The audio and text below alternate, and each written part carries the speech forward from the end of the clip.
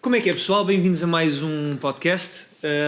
Antes de mais, só dizer uma coisa. Este podcast está a passar não no intervalo das 2 semanas, ou melhor, está a passar no intervalo das 2 semanas, por causa do tema que vamos falar, mas fica então a contar 2 semanas a partir deste domingo, que é o que vai, portanto, este domingo vai passar, e só daqui a 2 domingos é que vem o próximo podcast. Já agora, boas notícias para aqueles que me têm pedido: mete isso só em som, porque eu não consigo ver. Vai estar o link na descrição, espero eu já com todos os podcasts até agora, no SoundCloud. E pronto, podem ouvir em vez de estar só a ver, porque é muito parado e não há câmaras, é essa a ideia. Mas, anyways, quem quiser só ouvir, vai ter o áudio disponível, ok? Pronto, posto isto, o meu convidado de hoje é o André Almeida. Quem é o André Almeida? Não é um gajo normal, é um amigo meu que eu conheço desde o 11º ou do 12º ano, mas é um gajo com boas histórias para contar. Eu, quando vivi em Singapura, este menino já estava a viver na Indonésia, antes já tinha vivido em São Tomé e Príncipe. Exatamente. Certo? Yeah. Um ano. E quando eu fui viver para a China, eu estava em Yunnan, ele estava em Chengdu. Yeah. Por acaso não nos encontramos, ainda houve assim um esforço, mas eu também fiquei lá há pouco tempo e depois... Ficaste lá 3 meses? 4 meses, okay. 4 meses. E pronto, e porquê é que ele está aqui? Porque este menino, e eu só me caiu a ficha depois da cena estar a acontecer, este menino estava a viver em Wuhan, na China, que é o sítio onde começou a epidemia toda do coronavírus, do Covid-19, que eu também fiquei espantadíssimo quando percebi que Covid-19 quer dizer coronavírus 2019. Fiquei bem feliz depois de ter percebido isso. Então, este menino estava lá a viver. E é interessantíssimo, e é mais fidedigno talvez do que vermos tipo, nas notícias. Eu vou falar com um amigo meu que esteve lá e que viveu a cena. E ele está fixe, ele teve de quarentena, está tudo bem, a gente vai falar sobre isso hoje. Meu puto, queres começar por onde? Fala-me, antes de mais, vamos começar pelo início, pré-corona. A tua vida na China. O que é que tu estavas a fazer na China? E vamos por aí. Fala-me, diz-me. Ok, China, 5 anos de China já, portanto 2 anos... Já? Sim. Puta, é assim. E quantos anos de Indonésia? 3? Foi não, criei eu, era o meu sonho, não. 1 ano de Indonésia, 1 ano e 1 mês, coisa e tal, porque eu fui para a Indonésia com uma bolsa, e a bolsa tinha um período de 1 ano, fiquei numa cidadezinha fantástica, e queria ver se voltava, aliás, estive ontem a falar com colegas meus da Indonésia, a ver se há alguma forma de arranjar trabalho lá, trabalhar em empresas internacionais na Indonésia, eventualmente ensinar numa universidade, agora que estou a acabar o meu projeto na China. Lindo. E porque isso, a vida, em termos muito práticos, a vida é muito mais confortável, para mim, foi muito mais confortável na Indonésia, onde a cultura é mais vibrante, é mais colorful, é muito mais visual, porque tu estiveste na China, mas estiveste num sítio que é totalmente diferente do que é o resto da China. Tu estiveste em Yunnan. Portanto... Mas ainda assim é pesado, mano. O meu primeiro mês foi muito chocante. Tripaste um bocado, não? Foi muito chocante, mano. Foi mesmo chocante. A China é fodida, mano. A China é bem diferente, meu. A China, o que nós esperamos, eu pelo menos quando esperava ir para a China, tinha aquela mentalidade bué europeia, bué romântica de eu vou para a China, vou encontrar exatamente, Caraças, é só cenas tradicionais, cenas colorful, vou encontrar casas antigas e tudo mais. E encontras? Não encontrei nada, meu. Em Chengdu, por exemplo, eu entrei, saio do aeroporto, apanho o táxi, vou de táxi para o meu local que tinha de viver. E eu estou no táxi a pensar foda-se o que é que eu estou aqui a fazer, meu. Que isto eram só prédios e autoestradas e olhavas para o céu era castanho. Castanho cinzento. E eu pensei, ok, tenho um projeto de 2 anos aqui, vamos lá ver como é que um gajo safa. Agora, mesmo em Yunnan, meu, acho que tu estavas na zona de backpackers, em Kunming e tudo por mais. Acaso, é muito mais giro. Tinha festas, tinha festivais de transe, tinha isto e aquilo, por acaso não fui em nenhum, mas tinha uma cultura muito interessante, ou melhor, uma subcultura muito interessante de bandas de punk e hardcore, que felizmente... Não é que eu tenha ido aos concertos, que também não fui, mas passei por eles e dava para ver que havia pessoas que partilhavam a cultura, estás Yeah. a ver? E eu, man, ao menos isso, porque não é tipo aquela cena Communist China.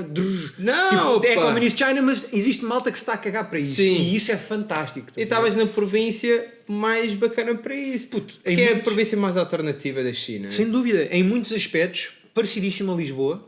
O clima, especialmente, igual a Lisboa. O cheiro, igual a Lisboa. Nem me digas isso, meu. Já quero ir embora, credo. Não, mano, que se lixa a China, pô. Especialmente agora. Epá, mas sim, voltando atrás, puto, Indonésia, brutal. É uma cultura muito melhor, muito mais quente. A diferença muito mais cultural, amigáveis. Gigantesca a diferença cultural Sim. entre China e Indonésia. Totalmente. Eu achava por acaso, depois de viver na Indonésia e de ter conhecido chineses na Indonésia, japoneses e coreanos, obviamente que nós já sabemos que o Japão é bem diferente. É tipo aquele cluster, é uma cena bem única. Também deve ser bem giro. Agora, mas Bué. o engraçado foi, tu encontravas na Indonésia japoneses que se davam bué com a malta. Legalized Japanese. Yeah. Tranquilíssimo. Os chineses andavam sempre naqueles grupos. Grupos sólidos dos 20 alunos. Mas eu Chineses fiquei não com a se dão ideia. com mais ninguém. Não, mesmo. Yeah. E eu fiquei com a ideia de que, pronto, se eu estou agora na Indonésia, deixa-me lá dar um salto à China e talvez isto até seja semelhante. Em termos culturais, em termos humanos, em termos relacionais. Nada, Então, Alex, Zé. nada a ver. Como é que tu podes ter pensado isso, mano? Tu já sabias de antemão que a cultura chinesa é uma cultura muito mais fechada devido à política e à... Vê a cena. Eu os hábitos sabia deles. porque li livros, porque sabemos que aquilo era o Partido Comunista, porque é uma pseudo qualquer coisa.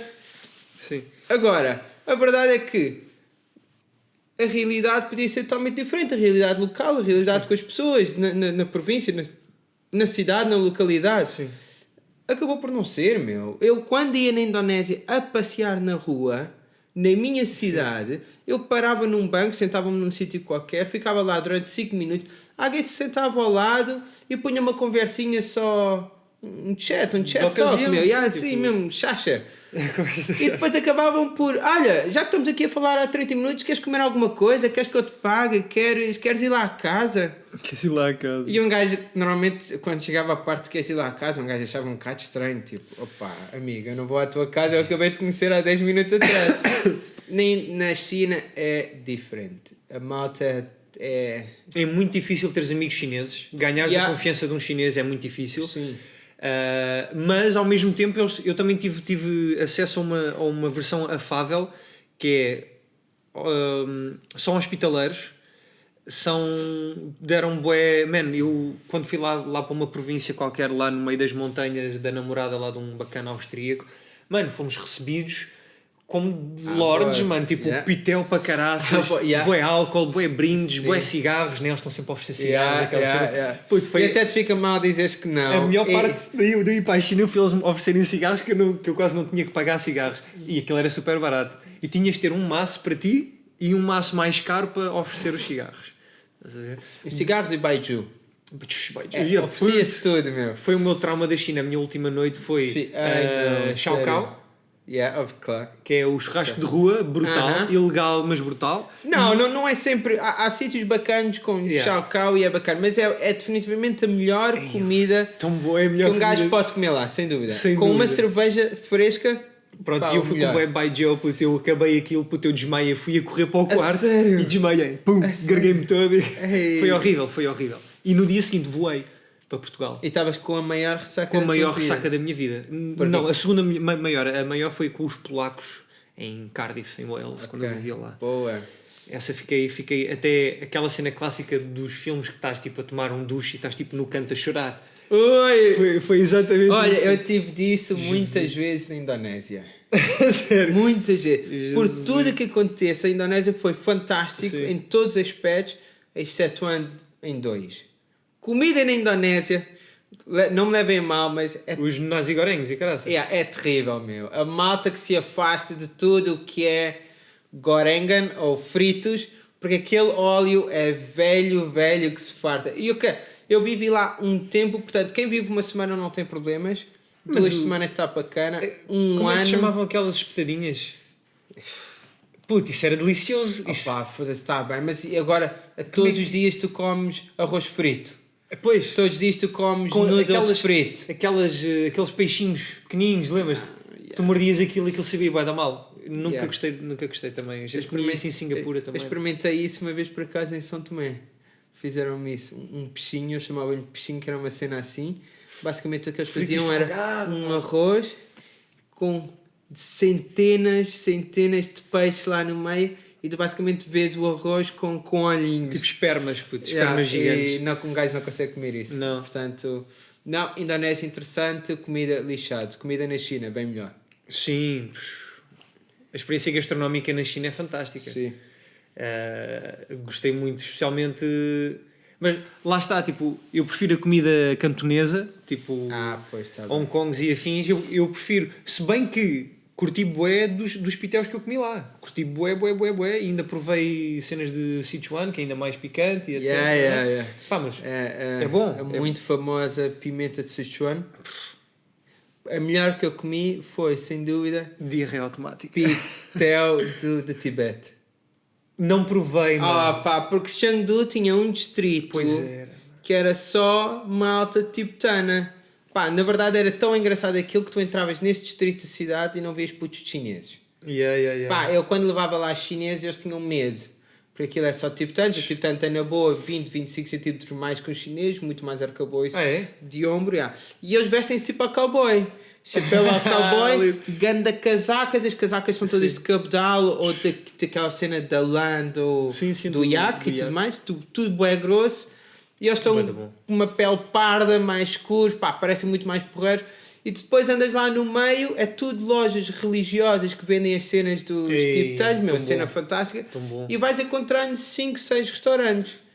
Quando entras num restaurante, um gajo cumprimenta, se for um boss, o lá o bar, está vestido a cowboy ou caralho, e cumprimenta com uma cena tipo, Taji dele.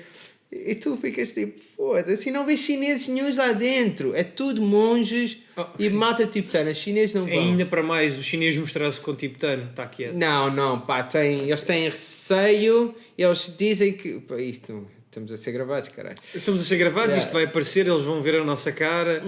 Mas eles dizem que aquilo é parte da China, e é obviamente parte da China, o Tibete. Mas a verdade é que os chineses de Sichuan, pelo menos os chineses de Chengdu, não se dão com aquela malta. Isso tem tudo a ver com aquela cena política do alargamento do território. E tem a ver com uma questão, pronto, tu podes ser chinês, mas eu não confio em ti. E podes ser chinês, mas eu não te considero tão chinês como eu. Eu sou mais chinês que tu. Tu olhas para a minha cara, eu sou verdadeiramente chinês, tu não és verdadeiramente chinês. As minorias, mano. Acabou. Isso foi uma cena que eu não sabia até ter chegado à China e até ter estado em Yunnan. Porque e tu tens umas minorias muito giras por lá. Yunnan tem várias minorias, ou melhor, deve ter todas as minorias lá, tipo à mistura. Tipo os chineses muçulmanos, mano. Parecem russos, têm cara de russos. Mas tem o olho meio rasgado, é o olho azul meio rasgado, mas falam chinês. E parecem turcos, meu. E sim, é um eles pertencem às comunidades turcas, à família turca. Sim. Aliás, são muito parecidos contigo, jovem. olha quem fala. Por falar nisso, bora só dar Por falar nisso, eu já andei muitas vezes de comboio e de autocarro em qualquer cidade chinesa e quando tenho barba assim como tu, ou como a que tenho agora, fica tudo a olhar, eles olham para mim e perguntam: Nishi Uyghur Renma? Como quem diz, és Uyghur, és da província de Xinjiang, porque acham que só para eu ter barba... Tu tens os olhos grandes, mano. E eles também têm olhos grandes, meu. Eu conheço uma data de homens e garotas, eles têm um grande olhão, meu. Exatamente como não têm tipo olho rasgado, são muito turcos, meu. Muito assim como...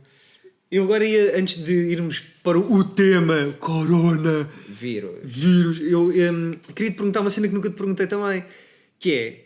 Mano, no teu Instagram diz uma cena que eu não sabia. Tu és filho... Não, é mentira. É tudo chute. É tudo treta. Pronto, esquece. Tudo treta. Ok, eu no meu Instagram... Porque eu li aquilo a sério. Isto bacana. Uau, isto bacana. Afinal já está explicado porque é que ele viaja tanto. Que o gajo tem a pancada já nos genes. Até os meus pais me gozaram com essa cena, meu, quando eles leram. Isto é... Nascido nos Estados Unidos, filho de uma mãe persa, japonesa, polar... E eu o quê, chaval? Tipo, o gajo nunca falou sobre isto, mano. Não. Porquê é que ele é tão reservado sobre isto? Eu tenho que lhe perguntar sobre isto. E é uma mentira, meu. Eu pus aquela cena ao início e nunca tirei. Os meus pais criaram um Instagram à cena de um ano atrás e mandaram uma mensagem: olha, o que é isto? E eu, opa, não levem a sério. Queres mais chás? Vai assim, claro, podes ir metendo a todo momento. Também é da China este chá, mas também não tem corona, está-se bem. Yeah. E é de Yunnan, E é de Yunnan, que era a minha província. Então, bora lá começar. Eu acho que já fizemos uma boa introdução. Já estamos com 15 minutos de conversa quase. É agora. Então vá. Tu estás a fazer a tua vida em Wuhan. Estavas a fazer investigação? Não, minto. Sim, também, certo? Estou a fazer o meu doutoramento e estou a fazer a minha research, a minha investigação em Wuhan, sim. Pronto. Estás a fazer a tua vida, como é que é o teu dia-a-dia? Como é que era o teu dia-a-dia pré-corona? Ou seja, nos meus anos anteriores. Sim, ou tipo, sim, vá, 1 a 2 meses antes do corona, vá. A minha vida é perfeitamente normal. Por exemplo, eu vou-te dizer o que era a minha vida no ano passado e a minha vida este ano, e vai levar pouco tempo. Eu levantava-me de manhã, ia trabalhar, fazia os meus pescadozinhos, ensinava-me as coisas, às vezes ensinava privados a quem queria aprender. Bem bom. Havia quem quisesse aprender, por exemplo, português. É raro, mas há alunos que, por exemplo, estão indo para Portugal estudar e têm interesse em aprender português, e lá vamos dando uma aula... Bravo. 1h30 a ensinar português, só o básico, os verbos e tudo mais. E às vezes, a ensinar inglês, portanto eu fazia aquilo 2, 3, 4 horas numa semana, eventualmente, e estava feito. Depois o que é que eu fazia? Tinha aulas, tinha de fazer a minha investigação eu faço quase todo na biblioteca. As aulas eram em que língua? Em inglês. Pá, o meu chinês... Mas um inglês bem podre, ou não? Epá, olha, vou-te contar uma cena gira, ok? Conta. No meu segundo ano, primeiro semestre, aliás, é mentira, no meu primeiro ano em Wuhan, quando estava a fazer o doutoramento já, os professores não nos apresentam sílabos. Epá, não nos apresentam o que é que vão dar durante o semestre, quais são os tópicos, quais são as bibliografias que eles usam e tudo isso. Não nos apresentam. Basicamente a aula começa, eu sou o vosso professor, e vamos começar. E eles falam de tudo o que quiserem, sem sequer terem qualquer matriz ou qualquer linha orientadora daquilo que vai acontecer. E tu simplesmente sentas todos os dias e quase que adormeces ali, porque eles simplesmente muitas vezes falam daquilo que é propaganda. E é o que tens. Houve uma aula interessante, é que depois da aula fui perguntar ao meu professor: olha, professor, já que estamos a ter isto que é qualquer coisa sobre relações internacionais europeias e história europeia, eu fui-lhe perguntar: olha, podia-nos dar referências bibliográficas sobre isso para passar ao resto dos alunos, para a malta ir lendo, para a malta se educar, já que estamos todos aqui e temos tempo. E o meu professor abre o Google e diz: olha, eu vou-lhe ensinar como fazer uma pesquisa no Google. Abriu o Google, escreveu Google Scholar e depois escreveu o tópico International Relations e sai os papers todos, já? No Google na China? Porque a minha universidade usa um Google vindo de Hong Kong, ok? Tem essa... Exatamente. Menos mal. Aliás, tinha, porque já não tem. Há 2 anos que isso foi bloqueado. No meu primeiro ano nós podíamos usar o Google e o Google Scholar. O engraçado foi, nós a pedir bibliografias ao professor e ele explicar-me como fazer uma pesquisa no Google Scholar. Como se eu nunca tivesse feito isso, ou como se eu tivesse passado todos os meus anos académicos até chegar ao doutoramento sem ter aprendido como usar o Google. Porra, isso é bué cringy, a cena de como é que uma pessoa académica na China continua simplesmente só a debitar. Não está a pensar nem nada. Não, é só, exatamente. ok, tens dúvida? É isto. Espírito... Qualidade baixíssima. Exatamente. Educação, ou espírito crítico, ou alimentar uma autenticidade na educação, pá, não existe. E basicamente eles dão as aulas inteiras sem te dizerem uma só referência. Isso, pá, no final o que é que tu estás a ouvir? Estás a ouvir propagandas, caralho. Tu passas 1 ano e meio a ouvir propagandas, que é fantástico. Ok, pronto, então...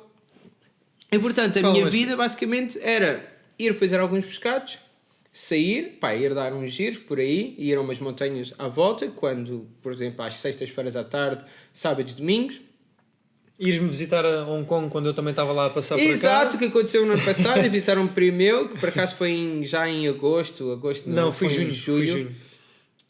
Mas no meu último ano, no mês antes disto acontecer, 2, 3 meses antes disto acontecer, a minha vida era levantar cedo, 9 da manhã estar na biblioteca, sair da biblioteca aproximadamente 7h30, 8 ou 9 da noite, porque eu estava a escrever. E tinha de ter tudo escrito mais ou menos no período em que aparece o coronavírus. Eu enviei para o meu supervisor a minha tese, versão final, e ele deu-me um feedback e tudo mais. Portanto, o que eu fiz no último mês foi isso. Não houve pândega, não houve nada. Até porque já era final de semestre para nós. A maior parte dos nossos colegas estavam a sair da cidade. E isto existe um fenómeno muito interessante nas cidades chinesas, que é, por altura do ano novo chinês, metade da população das cidades vai-se embora. Porque aquelas populações voltam às comunidades locais onde eles existem, que é às aldeias e tudo mais. E foi como aconteceu a mim. Portanto, nós depois vivemos 2 semanas antes do coronavírus em que aquilo estava basicamente a começar a ficar vazio. A minha universidade já não tinha estudantes, as ruas à nossa volta já estavam basicamente vazias, e isso foi um problema. Porque a partir do momento em que a malta sai para outras aldeias e províncias da China, e outros vão viajar, e já estão possivelmente infectados, e não há qualquer sistema de triagem na altura, a doença propagou-se muito mais rapidamente. Portanto, o que eu fiz na última semana foi basicamente isso. Estar a ver passar navios. E ainda bem. Imagina que tinhas bué amigos chineses. Estavas lixado. Então só todo, how are you? Pum, olha, já está. Isso por acaso foi uma coisa engraçada que não temos muito. Como é que tu descobres que há um vírus e que existe um problema? Nós descobrimos que há um vírus muito cedo. Nós basicamente descobrimos em maio de dezembro que existe um vírus. Ok. Certo? Meio de dezembro. Sim, qualquer coisa. Existiam notícias de que foi apanhado... O WeChat e não sei o quê? Sim, porque no WeChat vão passando notícias. Informações mais ou menos válidas. Sim, pronto. Claro. Essas informações normalmente são sempre... O teor informativo dessas notícias, desses artigos, é sempre muito reduzido, mas está lá. Foi, por exemplo, uma das primeiras coisas que saiu na altura foi que no mercado de Hankou foi encontrada uma infecção nos animais. Essa foi uma das primeiras notícias. Ok. E a malta aí já sabia, olha, há uma infecção. Ninguém levou a sério, porque infecções existem milhares delas a todo momento, em todo o mundo, e muitas na China, portanto... Que te digam, olha, uma infecção no mercado. Pronto, nós soubemos logo, por amigos de amigos, fecharam um mercado em Ancon, um mercado muito grande, animais, e nós, que salixo, não me diz nada a respeito a mim, eu estou do outro lado do rio, e isso é uma coisa que existe constantemente, porque eu compro a minha comida no mercado também, a minha carne, o meu peixe e tudo mais, compro no mercado, sei as condições, mais ou menos. Ninguém imaginava inicialmente que fosse uma coisa tão grande, que tivesse a ver com animais tão estranhos. 2 semanas depois, sai outro artigo no WeChat, mais ou menos 2 semanas depois, a dizer que esta infecção que se descobriu nos animais, que não passa para humanos, pode ter uma associação à SARS. Na altura, SARS era uma palavra que nós já tínhamos ouvido, mas que ninguém sabia realmente o que era SARS. Nós sabemos, SARS, isto foi uma doença que atacou aí. O cara é mais velho. Sim. O gajo não sabe. Depois a malta começou toda a pegar googlar SARS, quando é que apareceu, o que era, e descobrimos, SARS tinha já 17 anos, e isto havia uma família e tudo mais, foi em 2003, e a malta, pronto, olha, SARS, também a malta continua não muito preocupada, tanto que na altura a malta andava na rua a fazer a nossa vida normal, a ir aos shopping malls, a andar a fazer compras, a ver paisagens e tudo mais, a encontrar-se com a malta, a ir a um bar, a beber umas cervejas. Sim. E o que é que a malta dizia de gozo? Isto vê lá se esta merda ainda encalha e vamos todos de quarentena. E nós estávamos a fazer gozo só tipo... Nunca ninguém algum dia imaginou que isto pudesse acontecer. Até um dia em que nós acordamos de manhã e temos a notícia de que a cidade fechou. Foi mesmo assim? Basicamente, nós acordamos 8 da manhã, já não se fazia grande coisa nessa altura. Eu tinha amigos meus que estavam a preparar para ir para o Japão, outros que estavam a preparar para ir para a terra natal deles, uns que iam viajar no dia seguinte ou umas horas depois, ficaram todos ali e a notícia começou a passar ao minuto. Eu acordei nessa altura, eu acordava mais ou menos já por volta das 9h30, porque já não havia muito para fazer, e já tinha uma mensagem no meu telemóvel a dizer: a cidade está fechada. Eu mandei uma mensagem a um colega meu, um belga, que viajou comigo no avião: Jan, o que é que isto significa, meu? A cidade está fechada. Estás a gozar, meu? Não me digas que estamos em quarentena, meu. O que é que isto realmente significa para nós? E combinámos logo os dois: pá, passa-te aí, toma banho, vamos ao supermercado, vamos sair à rua, ver o que é que isto realmente representa e ver se a malta está a comprar coisas ou não. Porque se tiver, nós também temos de comprar.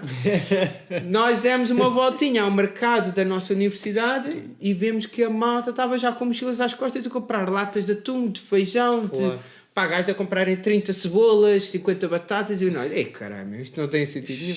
Fomos ao supermercado lá de baixo, ao supermercado grande mesmo, e já estava tudo a ser fechado. Olha, farmácias estavam a fechar, a malta ainda não estava a utilizar máscaras na altura, portanto éramos todos 300 gajos dentro de um supermercado, todos aqui tipo cara a cara, mas estávamos a comprar tudo, meu. A malta já estava a pensar no dia da manhã, na semana seguinte e tudo mais. Claro, portanto, para exagerar bué a cena, claro, sempre a exagerar bué a cena. E depois, esse supermercado de facto fecha 3 dias depois.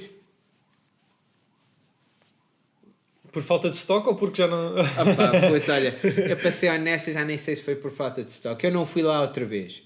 Mas sei que a lei, as regras que depois foram impostas durante o período de quarentena, é só um supermercado grande é que podia estar aberto por zona. Portanto, eu quando queria ir a um supermercado grande tinha de andar aproximadamente 20 minutos, 30 minutos, e ele estava aberto qualquer coisa entre as 11 da manhã até às 5h30 da tarde.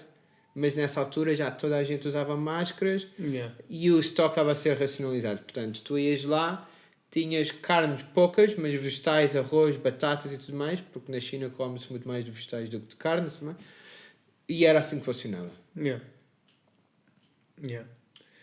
Tu, se calhar eu não devia estar a fazer já a pergunta agora na timeline, mas whatever, tu achas que... o que é que tu achas mesmo que a cena foi? Daquilo que tu sabes, daquilo que tu viste e daquilo que te disseram, como é que tu achas que a cena surgiu? Eu nisso não entro em nenhum esquema de... porque isso para mim interessa-me bué, porque se o líder se o líder de lá da China já sabia em dezembro e depois em janeiro, sim, e não houve nada para fazer, que é o que tu também já me tinhas dito, sim, muito por alto. O meu lado de teoria da conspiração faz-me querer acreditar de que existe ali qualquer coisa man-made e que foi de propósito. O meu lado normal custa-me acreditar que uma cena tão grave, não é grave, mas quer dizer, é grave, que não era grave na altura, mas que tinha o potencial de ser grave, que tenha surgido porque esses mercados já existem há bué, e são mercados porcos e nojentos e cheiram mal, é horrível, eu sei, mas na minha lógica a hipótese da evolução das coisas, porque também pode ser isso, né? A evolução de um vírus, de um coronavírus, para se tornar um vírus com um comportamento que não é padronizado e não é previsível e que já consegue resistir a uma data de coisas para conseguir evoluir e sair assim, esta casualidade faz-me bastante confusão. Eu vou-te dizer o que é a minha ideia. Serve-me chá, se faz favor. Serve-me chá, desculpa. Sim, claro. Primeiro é assim, eu não acredito, não me parece sofisticado o suficiente as teorias de conspiração, ou seja, existem várias, outras teorias de conspiração são que a culpa é dos Estados Unidos, mas na Ásia... Isso é demasiado estúpido. Exato, na Ásia e especialmente na China, que sempre que acontece alguma coisa mal, a culpa é do Ocidente. Óbvio. Portanto, há que culpar alguém, pode ser isto. Outras isto foi um vírus criado pelas farmacêuticas para fazerem bué dinheiro com as vacinas e com medicamentos, eventualmente. Eu duvido, é farfetched. Sim, é farfetched, mas sim. normalmente pode ter não assim, é um mix. Eu já ouvi outras coisas, meu, ver que já ouvi uma cena tão bárbara que foi, isto foi feito pelo governo chinês para acabar com a população mais velha que eles têm. Epá. Sim, porque o vírus, né? O vírus ataca mais populações mais velhas. É. É estúpido que se farta este pensamento, francamente. Os custos que eles tiveram com estas operações de quarentena de uma província que tem 90 milhões de pessoas.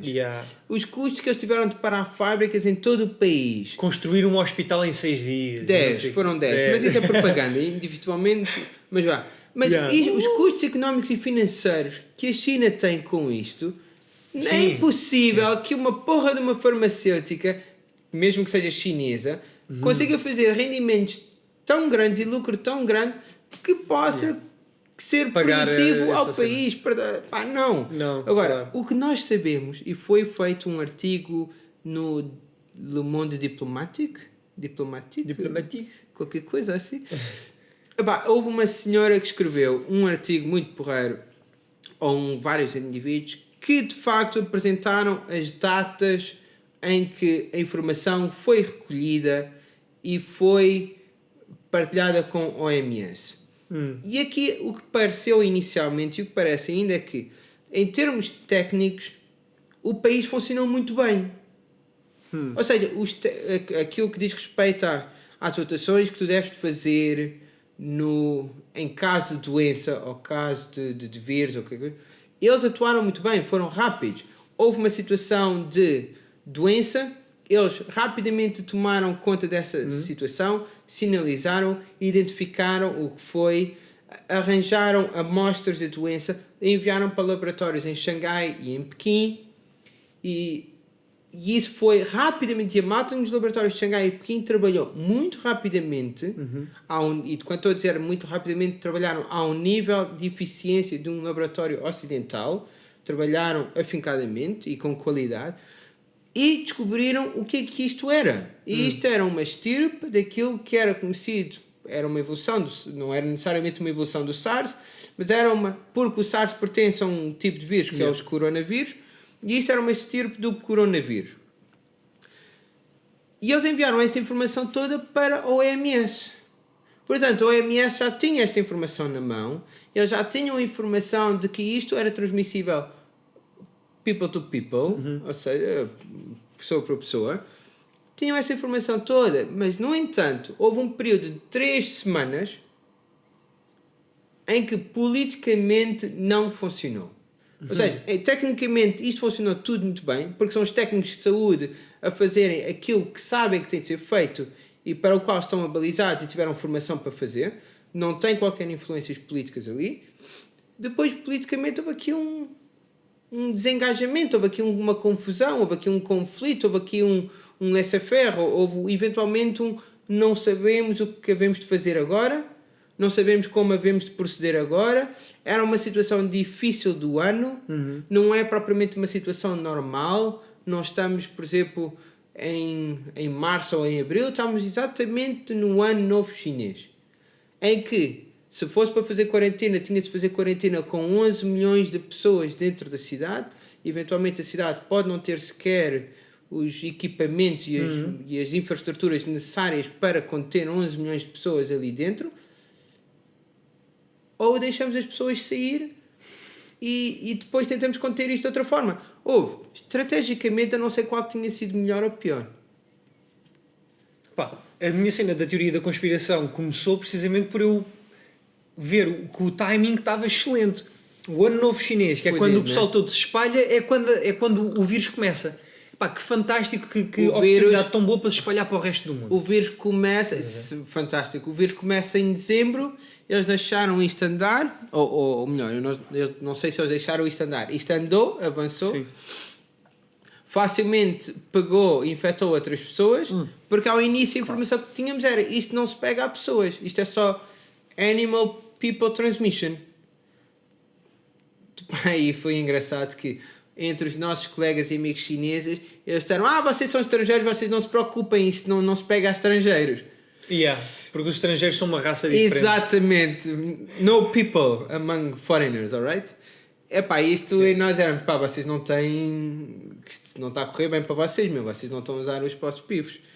Agora, isto pegou a toda a gente, meu. Eu cheguei a ver malta à minha frente, no edifício à minha frente, a entrarem numa ambulância, com 2 ou 3 manganos todos vestidos de brancos com as máscaras e tudo mais. Hazmat suits. Yeah. E depois a aspergir tudo lá com aquela coisa para tirar o...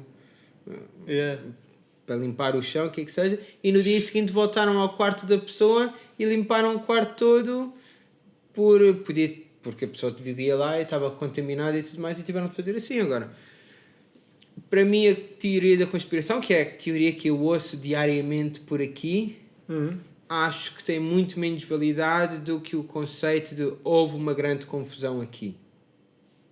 Houve uma confusão, houve um não saber o que fazer, houve destruíram-se as rotinas, a malta não soube qual era a melhor ação a tomar. O governo local, de facto, informou as autoridades que devia. As autoridades acima não tiveram uma ação depois. Ficaram inanes porque ficaram a ver como é que a situação ia desenvolver. Mas olha, um bocado nesta onda, como é que a situação se vai desenvolver, é um bocado mais ou menos o que os europeus estão a fazer. Sim. Nós vimos o vírus entrar em Itália, entrar nos países europeus. Ninguém cancelou voos. Exatamente. Ninguém nada, continua. A toda a malta diz, por favor, não estressem, façam as vossas vidas perfeitamente normais, não usem máscaras. Porquê usar máscaras? Se isto é um vírus que se contrai facilmente pessoa a pessoa, com espirro, com tosse, com contacto, não usem máscaras, porque isso é uma coisa que a mim um bocado difícil. Pelo menos na China disseram-nos logo, usem máscaras, e deram-nos máscaras. Já um bocado tardiamente, sim, obviamente. Também desde o SARS, especialmente desde o SARS, que tu, cada vez que ias para qualquer sítio da Ásia e vias um chinês, o gajo normalmente tinha uma máscara. Os indonésios, por exemplo, usam também muita máscara. Tinhas as cenas do japonês também, mas isso era porque sou muito anti-germe, mas o chinês é porque... quando eu cheguei à China, quando eu passei pela China a primeira vez, aí para Singapura, isto já foi em 2013, já havia aqueles, não é radares, eram uns sensores de temperatura.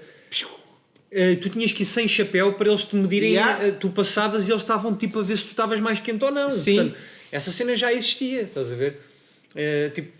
Infelizmente até faz parte da rotina dos gajos, essa cena. Tipo. E portanto eu acho que na China faz-lhes a eles muito menos confusão usarem máscara, porque é uma cena muito mais cotidiana, e um indivíduo que use máscara não é um alvo de pânico. Não é um gajo doente, é um gajo que só se está a precaver. E aqui, se nós os dois... se nós os dois saíssemos para casa, elas ficam muito giras de máscara. Porque não dá para ver aqueles dentes podres. Não, prestas atenção só aos olhos, meu. Tens uma coisa em que focar, só te focas nos olhos. E a partir do momento até existe ali um certo grau de sensualidade. É engraçado aquilo. Weird shit. Mas é engraçado. Não, estás só a fazer limonada com os limões que te dão, não há problema nenhum. Mas vê lá, se aqui nós saímos os dois à rua, vamos ao Rossio com máscara, olha o pife que é, meu. E nós dizemos, estou-me a proteger do coronavírus. Lá era normal. Aqui um gajo que usa máscara não tem nada de normal. E é uma cena que a mim me estranha. Sim. Nisso realmente até é verdade. E ainda ontem estava a ver as notícias e a OMS diz que não é necessário aqui na Europa usar máscara. Ridículo. Sabes o que também é ridículo? É os mídia portugueses andarem este tempo todo a desejar que houvesse casos de corona em Portugal. Eu até vi um daqueles memes, né? Aquele tipo, tens um que é tipo, arranja uma pessoa para a tua vida da mesma forma que, sei lá, que um cão gosta do seu dono. Arranja uma pessoa para a tua vida da mesma forma que, sei lá, o macaco gosta de banana. Sei lá, cenas assim estúpidas. Então esta última era, arranja alguém na tua vida da mesma forma que os mídia portugueses querem mesmo que exista um caso de corona em Portugal. Porque todos os dias era, bom dia, bem-vindos ao jornal, não sei o quê. Ainda não há. Mas isso é bom. Só que eles precisam de informação, ou melhor, eles precisam de caos para poderem registar. Exato. Tu hoje em dia tens uma merda chamada notícias 24 horas por dia. Que é ridículo. Tu não tens material de qualidade suficiente para teres notícias 24 horas por dia. No entanto, isso existe. E então os mídias portugueses estavam à espera. Pum, apareceram 2 casos no Porto. Pum, apareceu um caso em Lisboa não confirmado, escondido, que afinal é verdade e acho que agora já há mais outro. Mano, é assim, a cena está-se a espalhar para todo lado e a cena vai acontecer à mesma. Agora... Com toda a tranquilidade. Agora, meu. Porquê? Primeiro, tu não és nem bebê, nem geriátrico. Portanto, a tua saúde frágil não existe. Se te cuidares bem. Se o teu sistema imunitário estiver em dia, pá... É como a SIDA, mano. Vais contrair aquela merda porque... Não, puto, calma. Porquê é que eu estou a dizer a SIDA? Porque aquela merda é parecida à SIDA. Tipo, acho que a construção, tipo, o ADN do vírus é parecido. Ataca sistemas imunológicos mais fracos. E a própria estrutura é parecida. Ou seja, puto, tu vais andar com aquela merda e pronto. Podes ou não contaminar as outras pessoas se tiveres cuidado. Pronto. Digo eu, isto é o que eu acho que vai ser a cena no futuro breve, no futuro próximo. Opa, os ingleses fizeram um estudo e tornaram público recentemente a dizer que no pior caso possível 80% da população é contaminada. Mundial. Estão a falar da população deles, da Inglaterra. Mas seja como for, 80% da população contaminada é um pifo do caralho. É bué, meu. E imagina que essa população toda tem de fazer tratamento e tem de fazer tudo isso. Eu digo apenas que não quero fazer uma terceira quarentena. Fizeste 2? Ok. Fizeste a primeira em Wuhan. Sim. Fiz. Fala-me um bocadinho sobre essa quarentena antes de irmos para a quarentena cá em Portugal, que eu quero saber essa história toda. Mano. Pá, foi muito mais difícil o que fiz em Wuhan do que fiz em Portugal, por razões óbvias. Sim. Porque eu em Portugal, pelo menos, já estava mais relaxado porque estava cá. Estavas fora da zona estava mais relaxado porque se eu de facto tivesse alguma coisa aqui, eu ia para um hospital, ia para uma aula. Opa, eu achei que, e que todos nós achámos, puto, isso é tranquilo.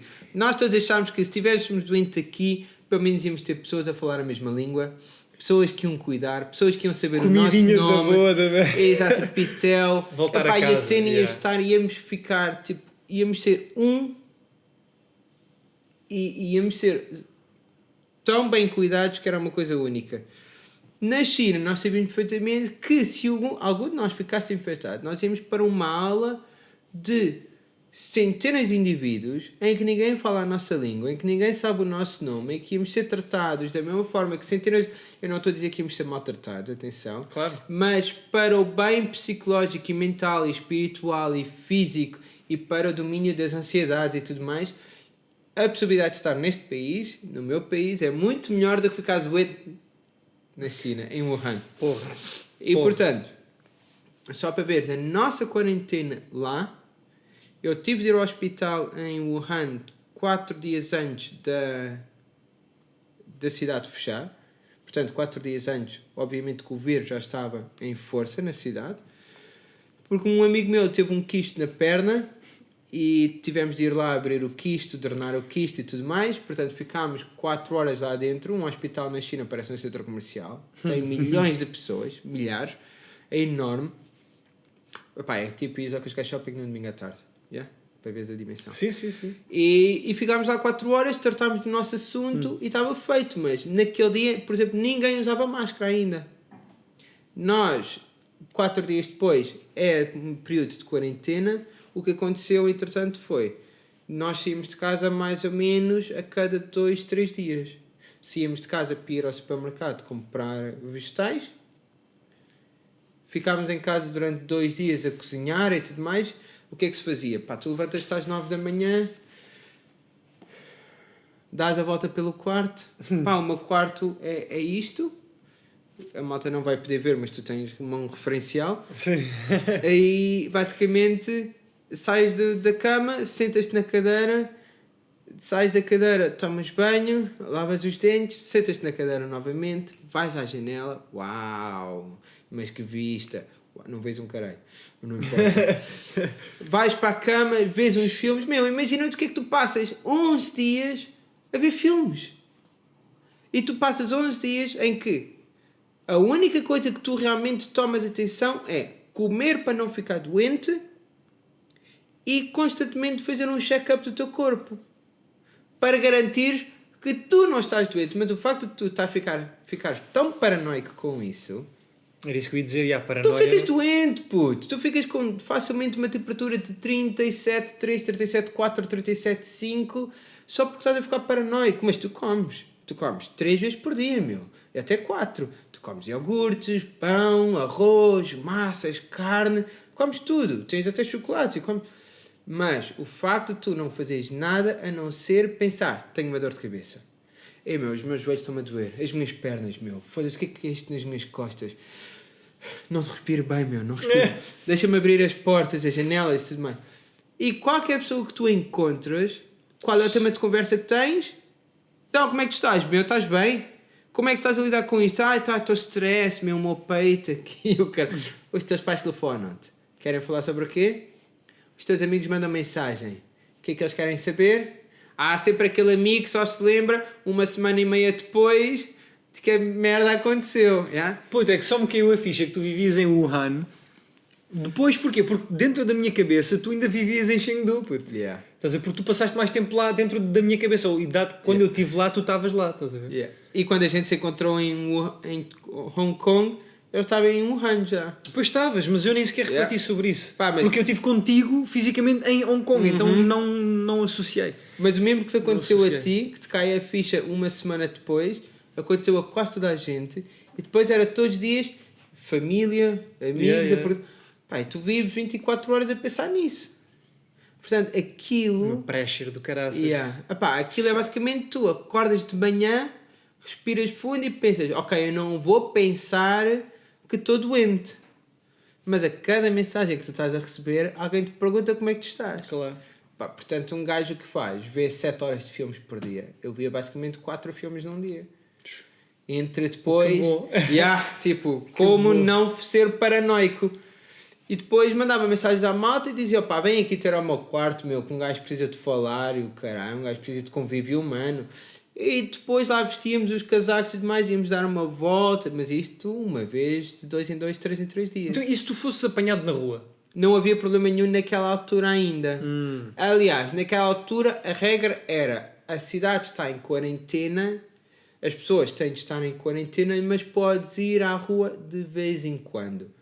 Esse de vez em quando não está dito na regra, mas estava aceito. Porque tu vias pessoas na rua, tu vias outros chineses a dar um passeio e tudo mais. No dia antes, 2 dias antes de eu vir para Portugal, um gajo tinha realmente de esticar pulmão, e alugámos umas bicicletas, daquelas em que fazes um QR Code scan, pagámos aquilo e fomos andar de bicicleta pela cidade. A cidade estava vazia, meu. Não se via nas grandes avenidas da cidade. Pá, porque todos os anos, nesta altura do Ano Novo Chinês, a cidade fica vazia. Este ano estava ainda mais vazia. Mas aquilo foi a primeira vez que eu fui sair numa caminhada longa, pá. Foi 2 horas, só para ver. Bike. Puto, dia seguinte doíam-me as pernas tanto, meu. Doía-me tudo, exatamente. Doía-me as costas, doía-me as pernas, doía-me tudo. E eu pensava, foda-se, não devia ter feito essa merda, meu. Deixa-me ficar de cama, debaixo dos lençóis e beber bué chá, tomar vitaminas e tudo mais. Que era o que o gajo fazia. Pá, para além do efeito de constantemente estás a tomar vitaminas. Yeah? Sim. Fonex. E depois foi o processo de nós estarmos constantemente a contactar a Embaixada de Portugal a Embaixada em Pequim. Em Pequim, a Embaixada. Sim. Super malta, toda a malta super tranquila, super eficiente. Sério? Super comunicativos. Menos mal. Muito... Pá, comunicavam connosco mesmo um bocado fora de horas, ali já às 8, 9, 10 da noite, estavam ali em cima da ocasião. Transparentes, explicaram-nos o que estavam a pensar fazer, quais eram as possibilidades, o que não podia ser feito, o que já estava a ser mudado. Eles não nos falharam nesse aspecto, nada. Bom. Comunicativos, trabalharam connosco, ouviram-nos, pediram-nos informações, duplicaram as informações, pediram novamente para ter a certeza que tudo estava correto. Quando nós enviámos as informações, eles analisaram no momento. Se alguma coisa não estava correto, mandavam logo um telefonema, ali logo no momento. Corrigiram informações no momento, meu. Era qualquer coisa que 5 minutos. Estávamos todos em contacto uns com os outros, os portugueses de Wuhan, e essa parte foi magnífica, meu.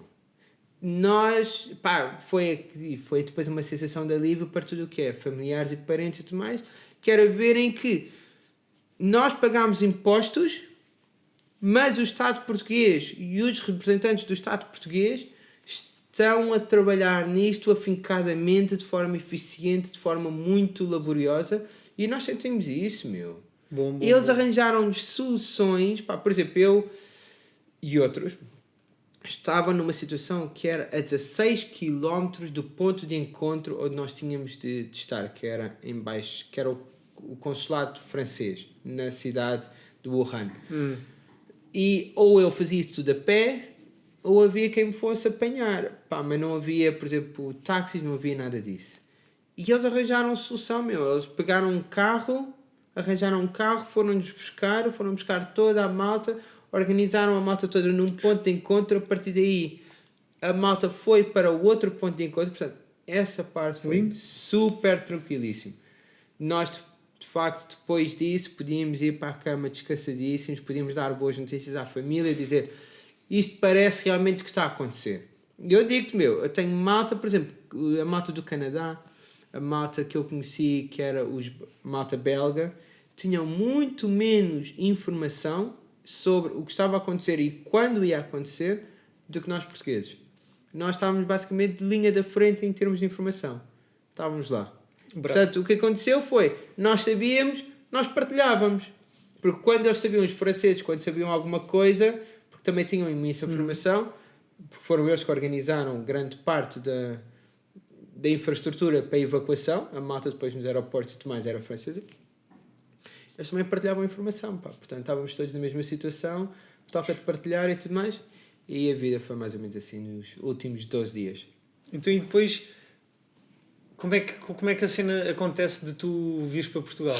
Tipo, os gajos, como é que isso foi organizado? Porque eu lembro-me que havia uma cena qualquer que era, tipo, era para não virem, mas depois já podiam vir. Era uma cena assim... Houve, sim, inicialmente houve muita confusão. E agora vou-te fazer uma pergunta assim ao programa da Cristina Ferreira. Sentiste que podias lá ficar? Sentiste que podias não voltar à tua nação? Sentiste-te em perigo, André? Opa, puta, olha, nós todos sentimos é que não queríamos lá ficar. Fónix. Não é que nós nos sentíssemos profundamente em perigo. Isso, a ser honesto, já não está aí quente. Não importa. A cena não era um perigo físico, meu. Era apenas o stress de poder ficar... Olha, pá, vê isto. A malta que está lá, neste momento tem quase 40 dias que não saem de casa. Eu vi vídeos, mano, do pessoal, tipo... A barricar portas. A barricar as portas, mas também vi vídeos do pessoal a fazer cenas bem originais, tipo jogar badminton, bilhar com tomates cherry, estás a ver, e tipo pauzinhos e copos, mano, tipo, fazer badminton com, sei lá, whatever, tipo, a serem tipo originais, tipo, arranjarem maneiras de se divertir e de passarem o tempo, porque não podem sair de casa, a malta não pode sair de casa, tipo... E também vi cenas muito estúpidas, tipo, o pessoal a levar chapadas porque não estava a usar máscara. O que é estúpido? Ou seja, se tu imagina que tu até tens a doença e não estás a usar máscara, vem um gajo dá-te uma chapada, dar-te chapadas, tipo, man, e apontarem-te máscaras, apontarem-te armas, mano. Peraí, deixa-me aqui fazer muito tens isso? Vamos ver se o YouTube tem. Chinese getting slapped for not wearing... Pá, esses nunca vi. Mas olha, tenho amigos meus na China, por exemplo, que neste período, o que é que fizeram? Eles vivem no alto de um prédio. Sim. A malta do prédio, porque não pode sair à rua, organizou-se rondas a ir ao rooftop, ao telhado. Portanto, basicamente, as famílias estão a ir aos telhados. Pá, eu não posso ir à rua, mas atenção. Existem telhados. Lindo. E os telhados... Deixa eu ver se... Este é o gajo a ser humilhado, só, o gajo está tipo preso pelas... está preso pelas pernas. Isso é tão típico. Mas o das chapadas irrita-me bué. A humilhação pública na China é tão típico, mesmo. O pessoal ser escanado. Qual é que é o das chapadas? Puta, é que é a cena mais Puto, porquê que a bacana está presa, mano? Não sei. Tipo, está toda a gente a usar máscara e a bacana está tipo algemada. Eu vou meter este vídeo na descrição depois. Pá, mas é bem vídeo difícil de perceber a razão porque o que é que acontece nestes vídeos. Não, tipo, eu não entendo a motivação de fazer isso. Olha, espera aí. Ui, isto é uma AE, meu. Isto é uma velhinha. Esta bacana... Olha, olha, tumba! Ó. Mas pronto, era um vídeo que era só chapadas. Tu aqui só viste uma.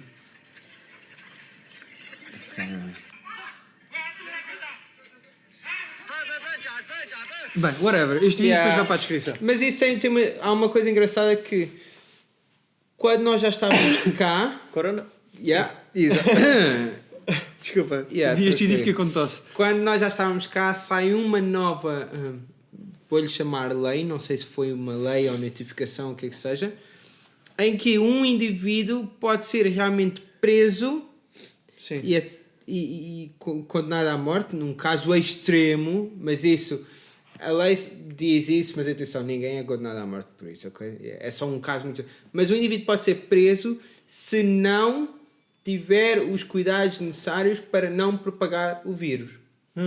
Portanto, o que a gente vê muito nestes vídeos é indivíduos que estão a ser parvos, que não usam máscaras e que não têm cuidado, estão a ser levados pela polícia porque não se preocupam. E isso, na verdade, acontece bué. Eu tive imensos amigos meus que, quando foram para as vilas, se queixaram de que os mais velhos, por serem tão velhos, por serem já 70 anos, 80 anos, já terem vivido tanta coisa, já viveram SARS, já viveram revoluções, já viveram isso tudo, pá, eles não se preocupam, meu. Esta coisa de coronavírus, pá, é peanuts para eles. E eles, portanto, não usam máscara, não querem saber, querem fazer a vida toda normal deles. E se for a altura de morrer, morreu. Já estão um bocado a cagar para isso. Mas isso é problemático para as famílias, porque eles vivem dentro de famílias. E neste momento há que perceber que nas vilas a população está lá, portanto as casas de aldeias estão com muito mais gente do que estavam numa situação normal. Um indivíduo que não use pode pegar a uma família inteira. E isto é o que acontece. Por isso é que eles depois também liberaram esta lei que foi... Pá, vocês têm de facto respeitar as regras de segurança pública e se não fazem, nós levamos a malta toda presa. Agora, há uma coisa aqui muito característica que é... Na China é sempre dramático. Todas as merdas são dramáticas, meu. Tu podias ter tido cuidado, podias ter evitado que a situação chegasse a este limite, a este extremo, mas uma vez que chegou a este extremo, o que é que nós vamos fazer? Há alguma ação super dramática. Portanto, isto é sempre ou 8 ou 80. Não existe meio middle ground. Sim, ainda que o país se chame país do meio. Pois é. Mas não existe meio termo, é? Meio termo. Boa, isso foi um excelente sarcasmo analógico, coisa. Foi muito, muito interessante. Gosto da parte da coisa. Foi muito giro. Então, só para finalizarmos, que é das partes também mais interessantes, tu vais para Portugal, conta-me a viagem para Portugal, porque, lá está, eu estive contigo a semana passada, mas eu não te perguntei nada de propósito. Eu quero saber isso tudo, eu quero saber a viagem, quero saber para onde é que foste, quantas pessoas é que estavam na casa, o que é que faziam, mano? Na casa. Na casa. Ele não sabe que é um hospital, atenção. Tranquilo. Lá numa ala, que era a ala das casas do Hospital Polido Valente. Deixa eu ver então. Diz-me. Nós, quando já ficou tudo organizado em Wuhan, que nós íamos de facto sair, ok? Já naquele dia, foi-nos dito para estarmos preparados mais ou menos ali pelas 2 da tarde. Eu saio e sou apanhado para ir para o nosso ponto de encontro às 2 da tarde. A malta da Embaixada Portuguesa, que foram super disponíveis, foram apanhar o resto da malta que estava nos outros sítios do Wuhan e levaram-nos para o ponto de encontro. E foi aí a primeira vez que nós os conhecemos. Eu achava que em Wuhan estavam 4 portugueses. E afinal nós éramos 20 tugas por lá. Uau, eu nunca tinha conhecido a maioria daquela malta e conhecemos diretamente no ponto de encontro que a malta da Embaixada organizou para nós. Ficámos aí, tivemos aí o nosso primeiro convívio. Foram 2 da tarde e depois às 7 da tarde vamos ter ao consulado francês. Portanto, já fizemos ali um compasso de espera aproximadamente 4 horas, 7 horas, 5 horas. No consulado francês ficamos até às 10 da noite. Das 10 da noite apanhamos autocarro, porque no consulado de França tivemos de fazer identificação, tivemos de escrever os papéis e tal lá, tivemos de assinar um papel a dizer que aceitamos fazer quarentena e tal lá. Às 10 da noite apanhamos autocarro, que foi a fotografia que depois saiu muitas vezes nos meios de comunicação, a fotografia do autocarro. Exatamente. Daí vamos para o aeroporto. No aeroporto, eu imagino que se calhar chegámos ao aeroporto por volta das 11 ou 10h45. No aeroporto, o avião era suposto ter saído às 5 da manhã, o avião sai às 9h30, se eu não estou em erro. Portanto, ficámos das 10 da noite, das 11 da noite até às 9 da manhã no aeroporto. Forte mesmo. Ok, o que é que aconteceu? Assim que tu entras no aeroporto, tu passas por uma cena qualquer ali. Scanner. Obrigado, um scanner que faz logo o scan da temperatura corporal. Nós não sabíamos que isso estava a acontecer. Esse foi o primeiro scan da nossa temperatura corporal, deu porreiro. Depois tivemos de ficar lá à espera, tiveram de nos dar os bilhetes e tudo mais, isso foi todo um processo relativamente demorado. Tivemos de fazer uma linha para ser outra vez triados, em que a malta nos tira a temperatura e depois nos faz perguntas relativamente ao coronavírus e tal, como é que nós nos sentimos. Uma das perguntas era: quer voltar a casa? Ou sente-se ansioso? E a malta o que você acha que eu me vou sentir numa situação destas? Eu quero ir para casa, eu quero lá estar aqui. Claro que estou ansioso, minha senhora, despache lá o assunto. Mas eu tinha de fazer essas triagens todas só para ver como é que a malta fala, como é que era o raciocínio da malta, se estava tudo a funcionar bem. Claro. Eu tive na minha triagem uma temperatura de 37.3. Atenção. No dia antes, com a malta da Índia... exato. Atenção. Oi? Já estou a tragar. No dia antes, a malta indiana ficou bloqueada com 37.2. Os chineses estavam a fazer a triagem na altura e eles meteram tabela máxima temperatura de 37.2. Quem der 37.2 já vai para uma segunda avaliação e já não entra no avião. Nós, porque a Europa, a União Europeia, arranjou que no aeroporto quem ia fazer a triagem era a malta europeia. E portanto deram um intervalo maior, 37.3. Eu consegui passar. Havia outra malta que tinha umas temperaturas ligeiramente mais altas, mas nada de especial. E eu entrei, fui dado como normal, passei, sentei-me depois no avião, ficámos à espera do avião. A viagem de avião foi fantástica. Foste de onde para onde? O avião inicialmente, aliás, era preciso dizer que o avião é fretado a uma agência portuguesa e a malta que estava a trabalhar no avião, as hostess, como é que diz isso em português? Hospedeiras. Eram todas tugas. A malta era toda tuga. Sim. Bom, puto. Portanto, nós chegámos ao avião, elas dizem-nos: olha, sentem-se todos lá atrás onde a malta estava toda compartimentada. E nós, fogo, quer dizer, nós somos portugueses e vocês nem nos dão um lugarzinho mais confortável, porque o início do avião estava todo livre e nós, vamos sentar já aqui onde podemos esticar. Todos lá para trás, onde estava tudo que nem sardinha na canastra. Assim que sentamos, 5 minutos depois, já está, vocês quiserem agora podem ir à frente. Nós fomos para a frente e eu arranjei um lugarzinho, eu e os outros tugas. Esticaste as perninhas. Sim, um lugar para 3. Para 3. Dormi, meu. Então aquela viagem que foi de Wuhan para Marselha, em França, sul de França, que durou qualquer coisa como 11 horas, para mim foram 4. Porque o resto eu dormi. Nem sentiste? Nada. Vamos foi só sentar, comer, dormir, sentar outra vez para comer e dormir a seguir. Foi o que eu queria. Foi a minha viagem de sonho, sem dúvida. Foi super rápido. Quando cheguei a Marselha estava-me a sentir forte, fortíssimo. Porque tinha dormido, coisa que a malta já não fazia há bué tempo. Marselha, levámos para aí que 1h30 se calhar entre sair do avião principal, 2 horas. Sair do avião principal, que era um avião enorme, e ir para o nosso avião militar. nós chegámos a uma parte enorme da pista que era só aviões militares, pá, uns 7, 8 aviões militares, e nós a tentar identificar aquele que seria português através de uma bandeirazinha também. Nada. O nosso estava lá no canto, era praticamente o último. Chegámos, vimos o avião, pá, uma cena totalmente dantesca, nunca andaste numa cena destas. Basicamente entras pela traseira do avião, como era de esperar, como viste nas imagens, e tudo o que tu vês cá de fora para dentro do avião é ferros e tecidos, meu. Cenas, tipo cordanos que tu tens ali pendurados na tua cena. E um gajo a pensar, foda-se, como é que isto vai ser? Entraste, eles meteram as mochilas lá dentro, sentas-te numa filinha, mata a olhar para a frente, e aquilo começa a acelerar, pá, tu nem sentes sequer a levantar voo. É super tranquilo, não sentes nada. Uau. Portanto, essa parte que a malta achava que ia ter muito mais turbulência e tudo mais, que ia ser grande stress, nada. Ficámos aí, acho que a viagem durou qualquer coisa como 3 horas.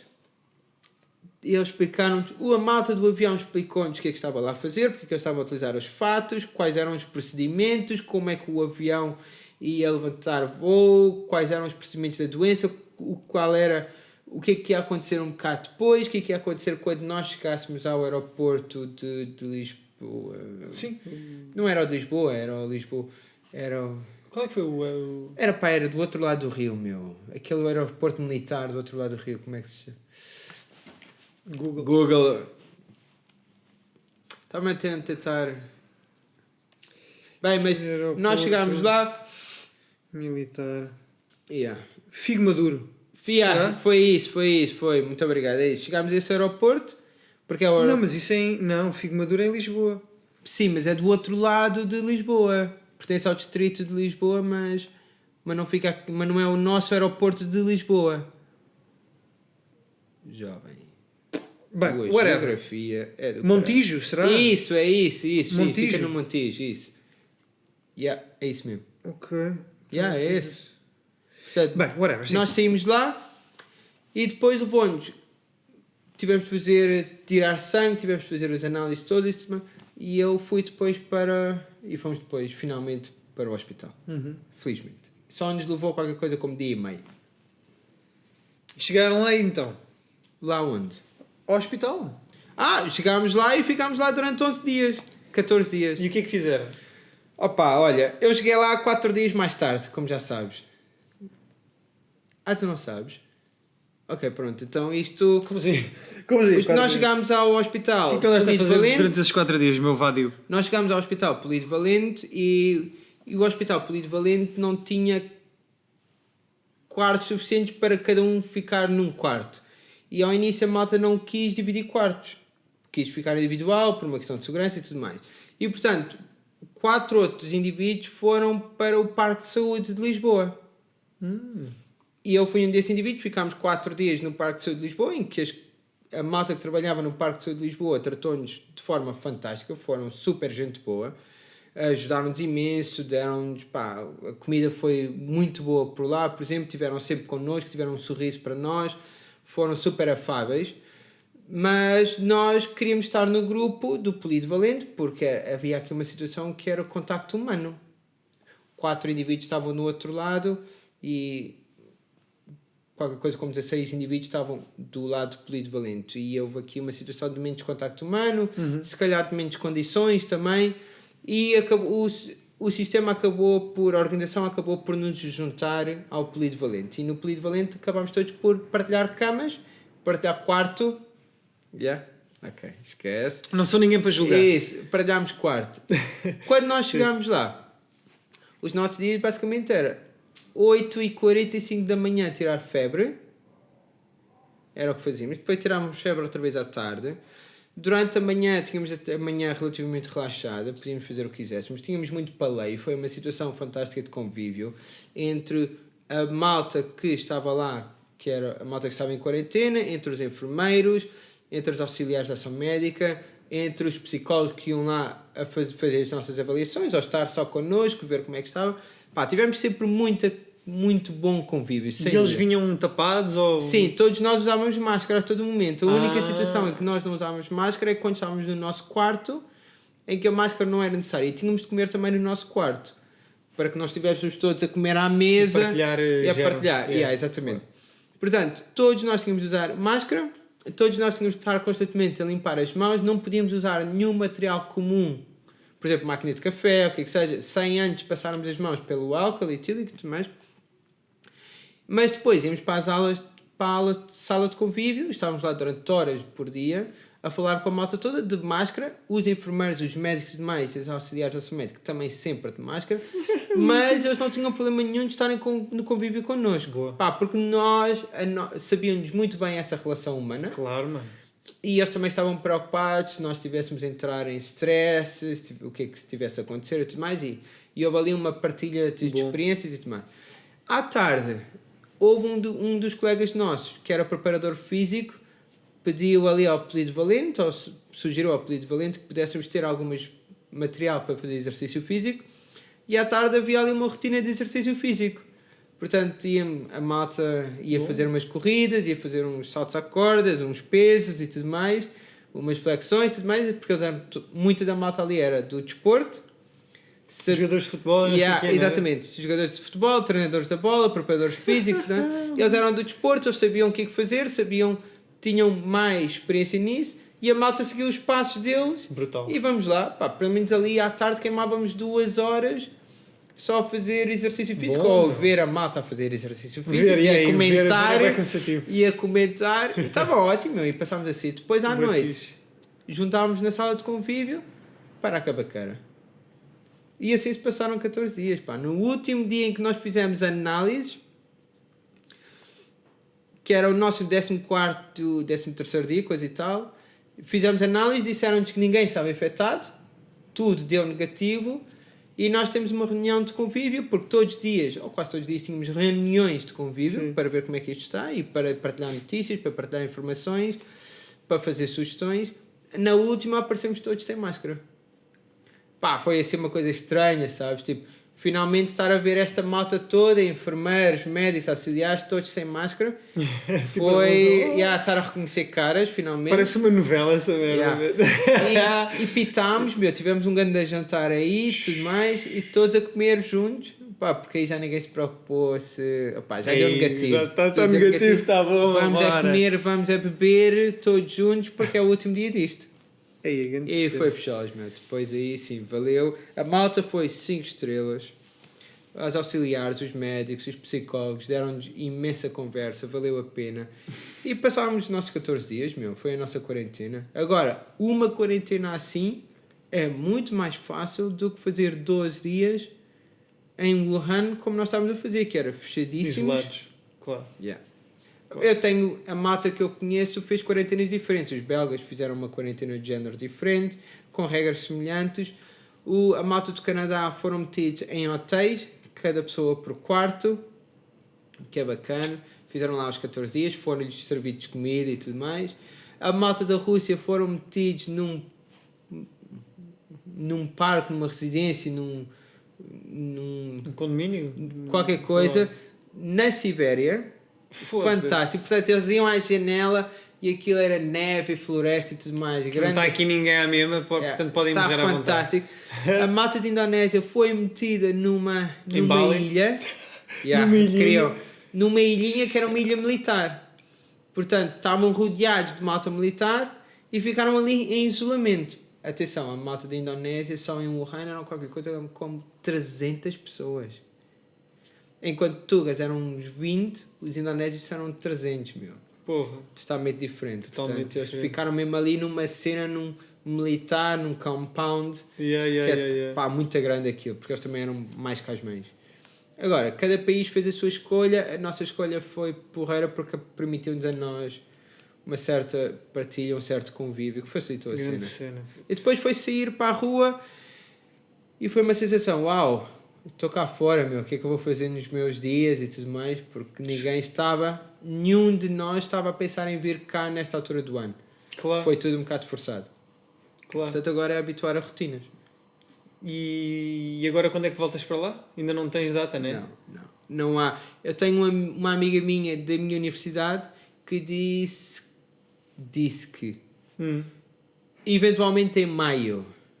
Há outras informações que apontam para eventualmente em finais de abril, mês de abril, mas por agora é tudo incerto.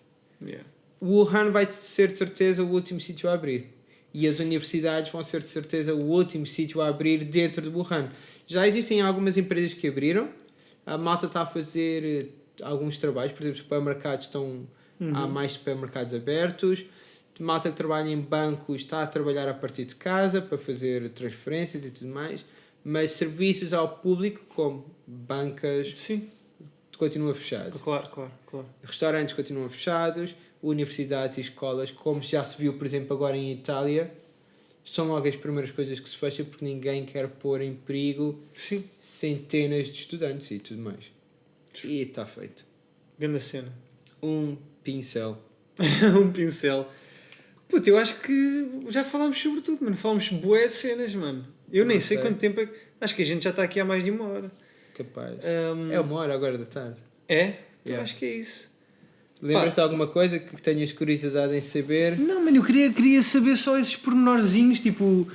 Porque lá está, tipo, a cena é, aquilo que tu vês nas notícias é uma coisa. Yeah. Que pode ou não ser verdade, pode ou não estar toda bendita, pode ou não sei o quê. Outra coisa é a casualidade de eu te conhecer e tu ter estado lá e saber em primeira mão o que é que tu sentiste, o que é que tu passaste, o que é que tu viveste. E achei que isso dava uma conversa bué da fixe para partilhar com as pessoas, porque ao menos tem um relato real, realista, de uma pessoa da mesma nacionalidade Que esteve lá. que esteve lá. E que Pá, viu. portanto, a moral da história é: não mata ninguém que esteja saudável. Grande moral isso. Essa é a moral da história. Tenham cuidado, lavem as mãos. Portugal vai levar com ele. Está a levar, mas vai manter. Vai levar com ele, por isso tenham cuidado. E aquela cena estúpida, não sejam racistas, porque o problema não é o chinês, o problema é o vírus. Mas também acho que aqui há uma associação muito grande entre vírus e racismo. Nem tudo o que está a acontecer neste momento aos chineses é necessariamente um ato racista.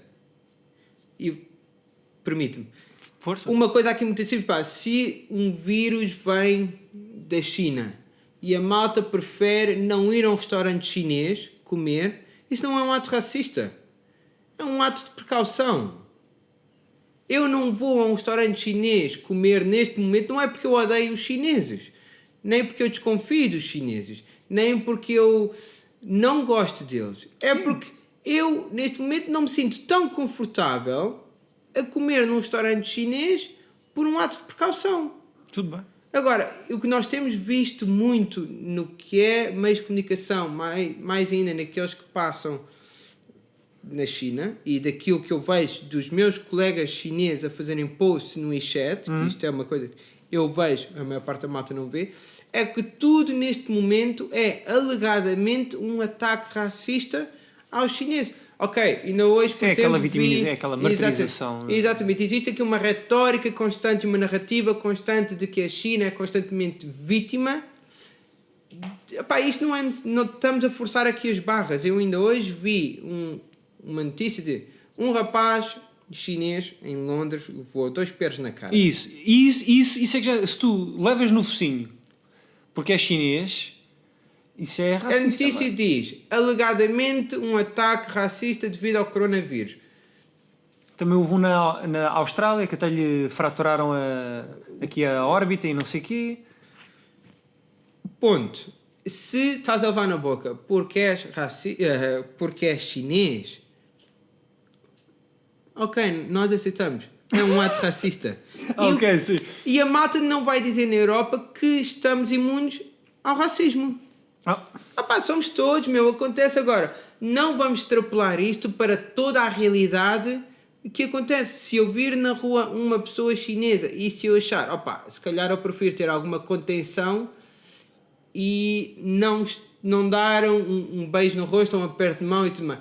É um ato de segurança pública para mim, não é um ato necessariamente de racismo. Não, sim, esse prisma percebe-se. Se eu não quiser ir a um supermercado chinês, a um restaurante chinês, é um ato de segurança pública. Isso não tem de ser extrapolado para nenhuma coisa que... por acaso eu desde que estive cá já fui a um restaurante chinês.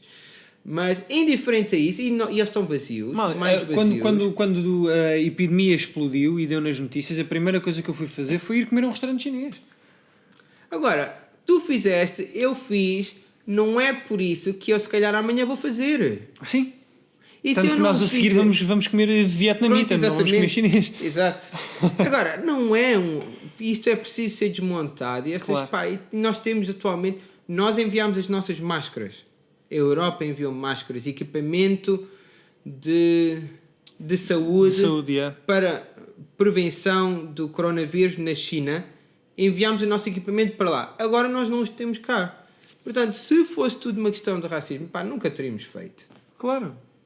E eu só queria mandar este feedback à malta.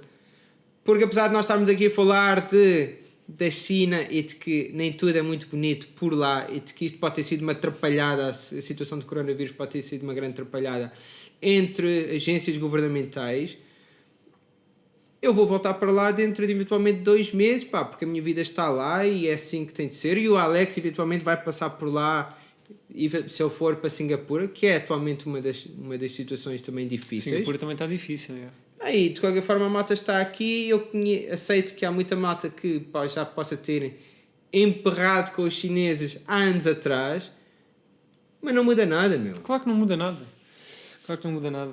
E sim, a Ásia continua a ser gira, lá está. É por isso que eu tenho que lá voltar, porque ainda há muita coisa para viver naquela Ásia e para descobrir. Pronto. Felizmente os chineses vão parar de comer pangolim. O que é isso? Pangolim é possivelmente um dos animais da qual a doença originou. Não sabe o que é um pangolim, meu? Fonex, meu. Rapaz, tu tens de googlar isso outra vez. E vão deixar de comer cobras assim à toa e morcegos assim à toa, o que é quase impossível porque isso também está bem associado à medicina tradicional chinesa. The revenge of the pangolim. Of the coronavirus. The revenge... Olha, isto também vai para a descrição. Que animal feio, boy. É muito giro, meu. Está vivo esse ou que é? Este está... Não, esse pronto, não importa. Mas o animal pronto, é isso. Vejam na descrição que eu vou meter lá. O Alex vai meter umas fotografias. Juro-te que eu nunca vi isto. A pangolim Kuala Lumpur, Malásia. Okay. Um pangolim é tipo um animalzinho da areia. É tipo um papa-formigas. Um papa-formiga com escamas. Meio acobrado. Estás a ver, não tem sentido nenhum comer isso, meu. Pois não, puto, para quê? Exatamente. Merda da cena chinesa do se comeres corno de rinoceronte moído, ficas contusa e se esfregares não sei o quê, saca-te as verrugas e o caraças, mano. Basicamente é isso. Pronto, isso. Acho que é perfeitamente evitável de se comer essas coisas. Claro. Mas, fora isso, eu gosto de comer muitas coisas por lá. Sim. Bem. Vá, acabar. Tá feito, pessoal. Olha, feito. Corona aqui para vocês. Portem-se bem, coisas na descrição. Não se esqueçam aquilo que eu disse no início, que se só quiserem ouvir, porque não estão numa de estar com as abas abertas, vai estar disponível no SoundCloud.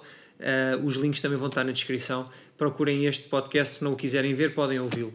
Ok? Continuem a acompanhar, partilhem acima de tudo e a gente vê-se por aí. Até já.